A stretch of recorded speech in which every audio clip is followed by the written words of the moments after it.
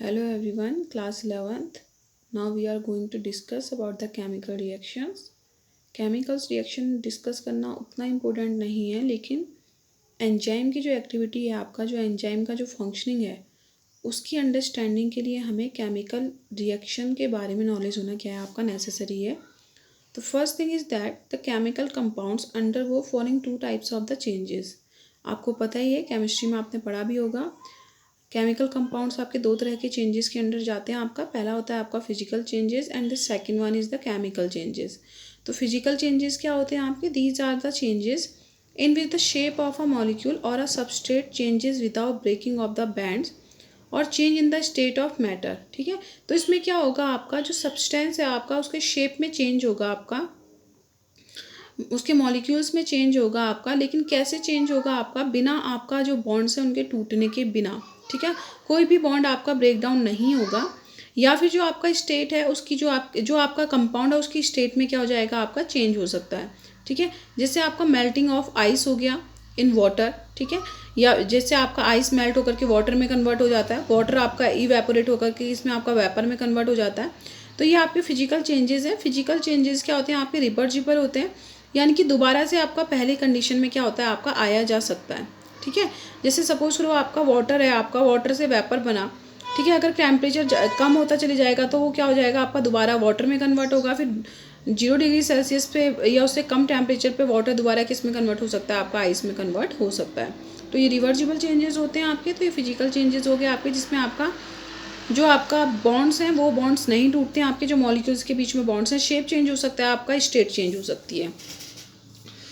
Now we are going to talk about the chemical changes. ठीक है, chemical changes आपके physical changes के क्या होंगे? आपके जस्ट अपोजिट होंगे. ठीक है, कहने का मतलब है कि these are the changes in which the bonds are broken and new bonds are form during the transformation. तो इसमें क्या होता है आपका?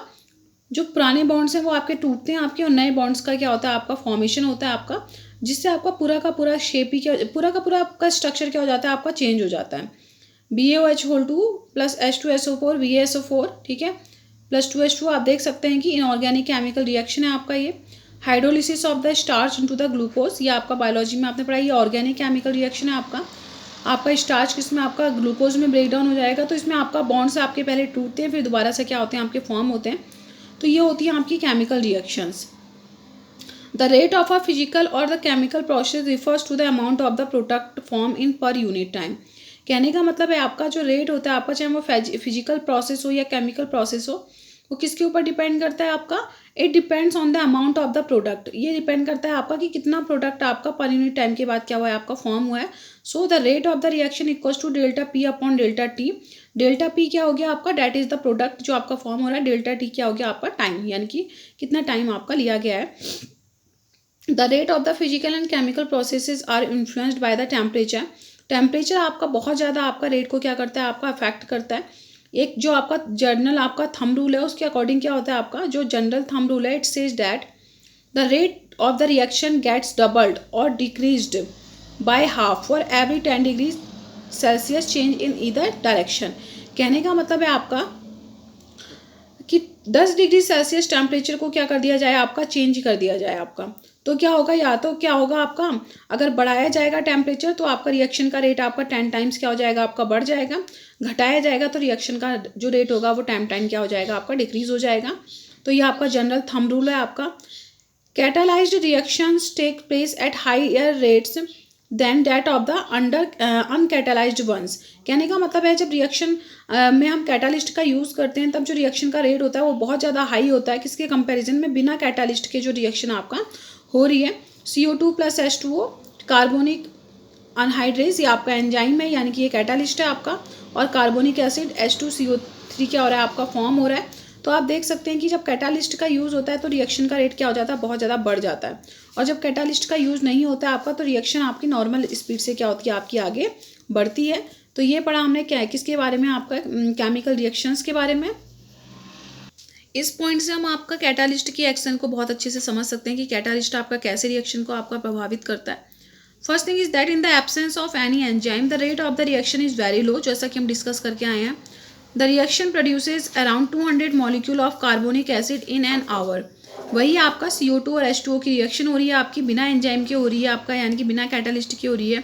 तो 1 घंटे में आपका जो प्रोडक्ट है उसके 200 मॉलिक्यूल क्या हो रहे हैं आपके, कार्बोनिक एसिड के आपके 200 मॉलिक्यूल क्या हो रहे हैं आपके, फॉर्म हो रहे हैं। नेक्स्ट है आपका but when the catalysed by an enzyme, लेकिन जब इसको आपका एंजाइम, जब ये आपका एंजाइम से कैटालाइज होती है, जो आपका साइटोप्लाज्म में आपका प्रेजेंट रहता है, the reaction rate speeds up dramatically with about, कितना है आपका लिखा हुआ है आपका, about 6 lakh molecule being formed every second.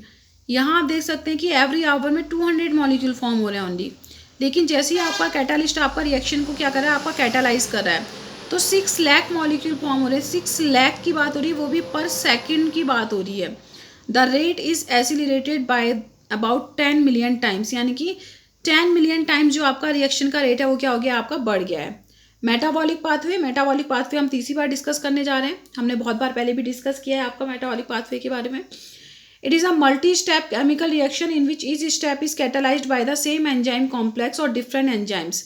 Example glucose से फॉर्मेशन आपका 2 पायरुविक एसिड। कहने का मतलब है कि मेटाबॉलिक पाथवे क्या होगा आपका, ये मल्टी स्टेप केमिकल रिएक्शन होगी, जिसमें हर एक स्टेप आपका सेम कैटालिस्ट या फिर आपका डिफरेंट डिफरेंट कैटालिस्ट से क्या होगा आपका, कैटालाइज्ड होगा आपका। फॉर्मेशन इन्होंने एग्जांपल दिया है आपका ग्लूकोज का, किस में कन्वर्जन आपका, पायरुविक एसिड में। आपको पता है कि 10 स्टेप में ये प्रोसेस होती है आपका, ग्लाइकोलिसिस बोला जाता है इस प्रोसेस को, ठीक है। आप देख सकते हैं C6H12O6 प्लस O2, इससे बन रहा है आपका pyruvic acid 2CH3H4O3 plus 2H2O, ठीक है। तो ये पायरुविक एसिड है, साथ में आपके 2 वाटर के मॉलिक्यूल क्या हो रहे हैं आपके, रिलीज आउट हो रहे हैं। During the above reaction that is the glycolysis, जो मैंने आपको बताया, a metabolic pathway, 1 molecule of the glucose get converted to the 2 molecule of the pyruvic acid through the 10 different enzymes catalyzed metabolic reaction। मैंने बोला था 10 step में complete होती है, तो हर एक स्टेप में आपका अलग एंजाइम यूज हो रहा है आपका, यानी कि 10 आपके डिफरेंट एंजाइम क्या हो रहे हैं यहाँ पर को यूज हो रहे हैं catalyst. The same pathway also give rise to a variety to different metabolic end product, यानी कि हर बार आपका अलग अलग आपका एंड प्रोडक्ट भी फॉर्म होगा विथ 1 और 2 the additional reactions. Example under anaerobic condition in our skeleton muscles, हमारा स्केलेटन मसल्स में आपका एनारोबिक कंडीशन में आपका ग्लाइकोलिसिस की जो प्रोसेस होती है, ठीक है, यानी कि जब ऑक्सीजन की एब्सेंस में हो रही है आपका, तो क्या होता है आपका, उस टाइम पे आपका जो ग्लूकोज होता है वो आपका पायरुविक एसिड में कन्वर्ट ना होकर के किस में कन्वर्ट होता है आपका, लैक्टिक एसिड में कन्वर्ट होता है। Whereas under the normal aerobic condition pyruvic acid is product. मैंने आपको बताया कि कंडीशंस के ऊपर भी डिपेंड करता है। अनारोबिक कंडीशन है तो लैक्टिक एसिड फॉर्म हो रहा है आपका ग्लूकोज से, और एरोबिक कंडीशन है तो क्या फॉर्म हो रहा है आपका, पायरुविक एसिड फॉर्म हो रहा है, ठीक है। The same pathway during the fermentation, same वही पाथवे है आपका, लेकिन आप फर्मेंटेशन की प्रोसेस होगी जिसमें ईस्ट का यूज़ किया जाता है, ठीक है। इसमें जो प्रोडक्ट होता है वो आपका एथेनॉल होता है, आपका CO2 होता है, ठीक है। यहाँ पर को जो एंड प्रोडक्ट होगा वो क्या होगा आपका, इथाइल एथेनॉल होगा, आपका एल्कोहल होगा, इथाइल एल्कोहल या फिर इसको एथेनॉल भी बोल सकते हैं। तो आप देख सकते हैं एक ही आपका प्रोसेस, लेकिन आपके क्या बनने प्रोडक्ट, आपके एंजाइम अलग हो रहे हैं, आपकी कंडीशन अलग हो रही है, तो आपका मेटाबॉलिक पाथवे चेंज हो जा रहा है आपका, जिससे अलग अलग प्रोडक्ट क्या हो रहे हैं आपके फॉर्म हो रहे हैं। अब बात कर लेते हैं आपका functioning of the enzyme, enzyme कैसे फंक्शन करते हैं आपका। For a chemical reaction to proceed the substrate must bind to the enzyme at the active side within a cleft और द पॉकेट। आपको पता है कि जो एंजाइम होता है उसमें क्या होता है आपका, एक पॉकेट होता है आपका, ये कह रहा है आपका for a chemical reaction to proceed the substrate must bind to enzyme at the active side within a cleft और पॉकेट। आपको पता है कि एंजाइम में आपका एक पॉकेट होता है, एक एक्टिव साइड होता है, जो मैंने आपको बताया था, ठीक है, उसके स्ट्रक्चर में, जिसमें आपका कोई भी सबस्ट्रेट जाकर के फिट होता है आपका, तब जाकर के प्रोसेस आगे को रन होती है। During conversion of the substrate into a product formation of the enzyme substrate complex takes place. Directly क्या होता है आपका एंजाइम और आप एंजाइम ने आपका सबस्ट्रेट के ऊपर फंक्शन किया, डायरेक्ट आपका प्रोडक्ट फॉर्म नहीं होता है, बीच में आपका एक आपका अनस्टेबल प्रोडक्ट फॉर्म होता है, जो होता है आपका ES complex, E for enzyme, S for substrate, और ES क्या हो गया आपका, एंजाइम सबस्ट्रेट कॉम्प्लेक्स, ठीक है। This complex formation is a transient phenomenon, ये आपका एक ट्रांजिएंट फिनोमिनन होता है आपका, ठीक है। Thus during the state when the substrate is bound to the enzyme active side a new structure of the substrate called the transition state structure is formed. इसी को आपका ट्रांजिशन स्टेट स्ट्रक्चर बोला जाता है। कहने का मतलब है आपका एक अनस्टेबल प्रोडक्ट फॉर्म होता है आपका, जो आपका प्रोडक्ट से भी अलग होगा, आपका सबस्ट्रेट से भी अलग होगा, जिसका फॉर्मेशन आपका एंजाइम और सबस्ट्रेट के कॉम्बिनेशन से बनता है। इसी को आपका ट्रांजिशन स्टेट बोला जाता है आपका, ठीक है। Now next point is that after the expected reaction of the breaking and making of the bond is completed, the product is released from the active site and the substrate get transformed into the structure of the product. जब आपकी पूरी process complete हो जाती है तब क्या होता है, आपका प्रोडक्ट फॉर्म होता है. प्रोडक्ट कैसे फॉर्म होगा, आपका जो सबस्ट्रेट है आपका उसके जो बॉन्ड है वो आपके पहले टूटेंगे, फिर उनका दोबारा से फॉर्मेशन होगा, तब जाकर के आपका प्रोडक्ट क्या होगा, आपका फॉर्म होगा. Stability is related to the energy status of the molecule और द स्ट्रक्चर. ठीक है, अब देखो एक स्टेबिलिटी आपका टर्म आता है, ये भी आपका रिलेटेड होता है आपका एनर्जी स्टेटस के ऊपर. ठीक है, किसके, आपका मॉलिक्यूल या फिर स्ट्रक्चर, यानी कि जो स्ट्रक्चर है या जो मॉलिक्यूल है उसकी एनर्जी स्टेटस क्या है, एनर्जी क्या है आपका, उसका स्टेटस क्या है, उसके ऊपर स्टेबिलिटी आपका डिपेंड करती है. इट इज़ ये क्या होता है आपका, it is pictorially represented through a graph as given. ठीक है, अब हम इसके बारे में ग्राफ देखेंगे, उसके बारे में हमें समझ में आ जाएगा.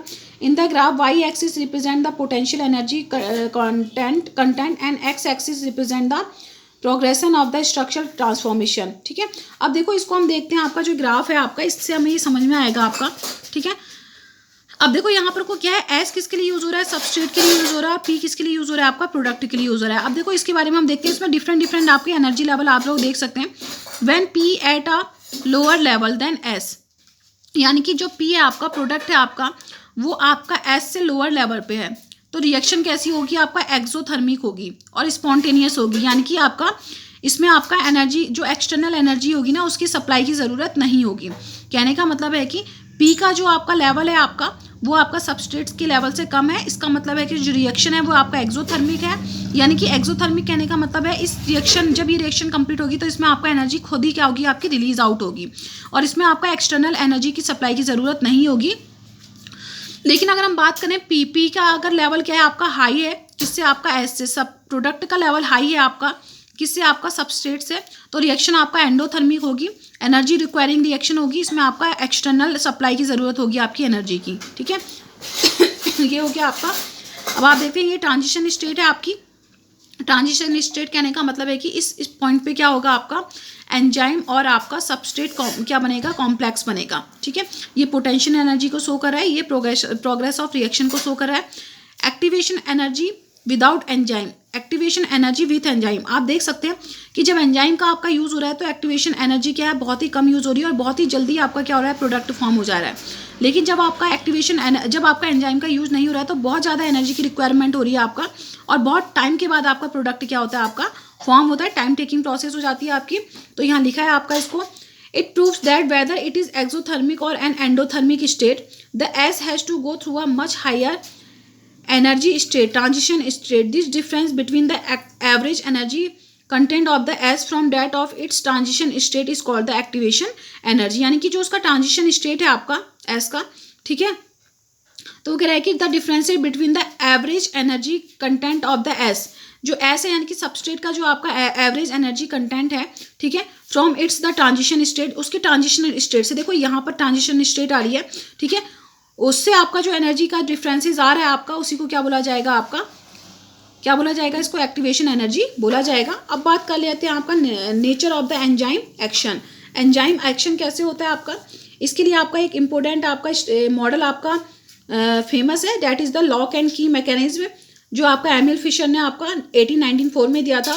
देखो लॉक एंड की जो मैकेनिज्म है आपका, जो एमिल फिशर ने आपका 1894 में दिया था, उसके अकॉर्डिंग उसने कहा था कि जैसे आपका हर एक लॉक के लिए, पर्टिकुलर लॉक के लिए आपका एक पर्टिकुलर की होता है, स्पेसिफिक की होता है, वैसे ही आपका एक पर्टिकुलर रिएक्शन के लिए आपका एक स्पेसिफिक क्या होता है, आपका एंजाइम होता है. Each enzyme has a substrate binding site of the molecule in order to form a highly reactive enzyme substrate complex. This complex is short-lived and dissociate into its product and the unchanged enzyme with an intermediate formation of the enzyme product EP complex.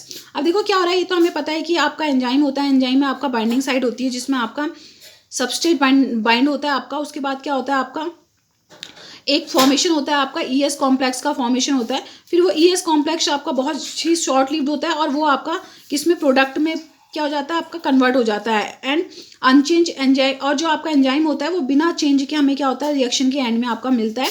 लेकिन आपका ES के बाद आपका एक क्या product बनता है, आपका एक ईपी प्रोडक्ट भी बनता है. ईपी प्रोडक्ट आपका क्या हो गया, आपका एंजाइम एंड प्रोडक्ट कॉम्प्लेक्स भी क्या होता है आपका फॉर्म होता है आपका, उसके बाद आपका ये एक दूसरे से क्या होते हैं आपके सेपरेट होते हैं. तो this hypothesis is also known as the lock and key mechanism given by the Emil Fischer in 1894. The catalyst cycle of an enzyme action can be described as follow. इसको हम ऐसे आपका डिस्क्राइब कर सकते हैं. First, the substrate bind to its active sites of the enzyme fitting into the active site. ठीक है. Second है आपका the binding of the substrate induce the enzyme to alter its shape so that it can fit more tightly around the substrate. यानी कि जब आपका binding होता है सबस्ट्रेट का आपका एंजाइम में, तो उसके शेप में अल्टर कर देता है, जिससे उनमें और भी ज़्यादा टाइटली वो क्या हो जाते हैं, एक दूसरे के साथ पैक हो जाते हैं. उसके बाद आता है आपका third point, the active site of the enzyme now in close proximity of the substrate breaks the chemical bond. अब वो कह रहा है कि तो एक्टिव साइट होती है आपकी एंजाइम की, वो बहुत ज़्यादा क्लोज होती है आपकी सबस्ट्रेट की, जिसकी वजह से आपका सबस्ट्रेट के क्या होते हैं, आपके बॉन्ड क्या होते हैं, आपके टूट जाते हैं. केमिकल बॉन्ड्स क्या हो जाते हैं आपके सबस्ट्रेट के, टूट जाते हैं. Due to which a new enzyme product complex form, जिससे आपका एंजाइम प्रोडक्ट क्या होता है आपका कॉम्प्लेक्स का फॉर्मेशन होता है, जो यहाँ लिखा था आपका ईपी कॉम्प्लेक्स फॉर्म होता है. नेक्स्ट आता है आपका the enzyme releases the product of the reaction and the free energy is ready to bind to another molecule of the substrate. अब देखो जैसे ही आपका क्या हो जाता है, आपका प्रोडक्ट का फॉर्मेशन हो जाता है, आपका एंजाइम रिलीज हो जाता है और दूसरे आपके मॉलिक्यूल को जाकर के सबस्ट्रेट को जाकर के क्या करने लग जाता है, आपका बाइंड करने लग जाता है. तो इस तरह से ये प्रोसेस आपकी बार बार क्या होती है, आपकी रन करती रहती है आपका. ठीक है. और जो इसको क्या बोला, so that it can run through the catalytic cycle once again, यानी कि वो प्रोसेस आपकी लगातार होती रहेगी. तो ये आपका E+S, E for enzyme, S for substrate, इससे बनता है आपका एंजाइम सबस्ट्रेट कॉम्प्लेक्स. फिर आपका एक छोटे से टाइम के लिए बनता है आपका EP यानी कि एंजाइम प्रोडक्ट. फिर उसके बाद आपका एंजाइम और प्रोडक्ट क्या हो जाते हैं, आपके अलग हो जाते हैं, और ये एंजाइम आपका दूसरे आपके मॉलिक्यूल को आपका कैटालाइज करने के लिए क्या हो जाता है, आपका रेडी हो जाता है. अब इसके लिए आपकी अनदर हाइपोथेसिस भी, उसको भी देख लेते हैं. Another hypothesis that explain the mode of the enzyme activity is the induced feed hypothesis proposed by the Costland in 1960. It states that the active site of the enzyme does not initially exist in a shape that is complementary to the substrate. वो कह रहे हैं कि वो पहले से नहीं होता है आपका, ठीक है, जो आपका कॉम्प्लीमेंट्री टू सबस्ट्रेट होता है, but it is induce to assume the complementary shape as the substrate become bound to the enzyme. और वो कह रहे हैं कि जब आपका सबस्ट्रेट आपका एंजाइम के साथ बाउंड होता है, तब जाकर के वो आपका क्या होता है, आपका स्ट्रक्चर क्या होता है, आपका फॉर्म होता है, वो शेप तब फॉर्म होता है. ये अलग आपकी हाइपोथेसिस है, इतनी ज़्यादा पॉपुलर नहीं है आपकी. जो पॉपुलर वो आपका लॉक एंड की मैकेनिज्म है, जो आपका एमएल फिशर ने आपका 1894 में दी थी. ठीक है. तो आज का ये हमारा टॉपिक कंप्लीट होता है. In the next video we will discuss about the factor affecting the enzyme activity. वो कौन कौन से फैक्टर हैं जो एंजाइम की एक्टिविटी को क्या करते हैं, आपका अफेक्ट करते हैं.